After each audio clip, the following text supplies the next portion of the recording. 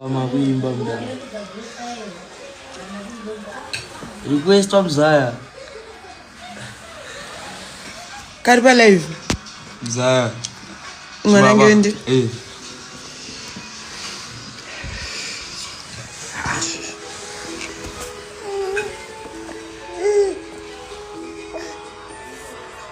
It's a one family.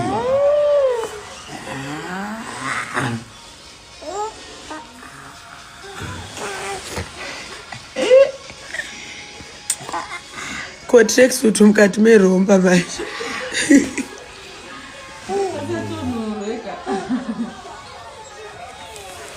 It's a wagwan. Hey, I look at you. Mwana wali.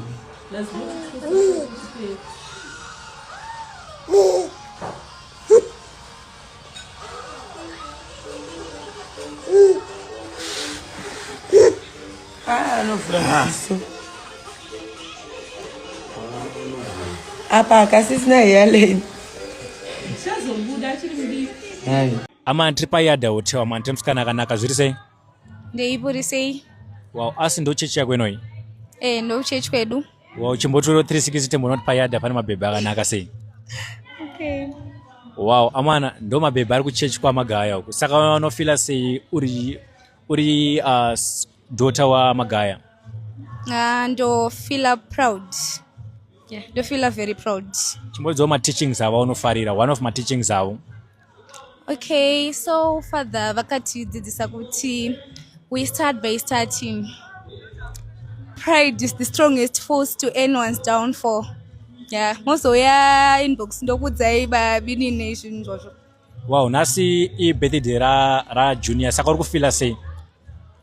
Ndokufara kuti men of God vedu vakura. Tikufara singaite. Saka men of God vakati vada kuvakaimba newe sezvo vakura udaiso unoda here? No. The men of God wangu. No. Saka utoti hautodi men of God, hautona crush na men of God. Aiwa, ndinovada as my father. Kwete zverudo, no. Saka watokuti chimama wewe atipedza haudi. Nditodede avatodaro. Mwana uyu apedzi ari kuramba mwana wa magaya. Alright, tuko nokachena. Boost yako ndemari. Okay, so magugu aya ndakatozobatenga ndakubanya ndikamatenga shasha mo $15 njasiye shop. 15. Wow, tukonaoneka bhora kako akaendbeke bhora. $10. Asinoda nemuja bhora kuti urambe mwana wa magaya. Majabhora ndomafarira batati dada nemajabhora. Tukonaone dress rako rinopedza watora mari. Okay, so dress iri shout out to my friend Tessa yakanditengera dress iri akandipa as a gift. Tukonaone mhete dzako dzinopedza watora mari. $. Wow, tukonaone hairstyle yako watora mari. $8 fix and supply.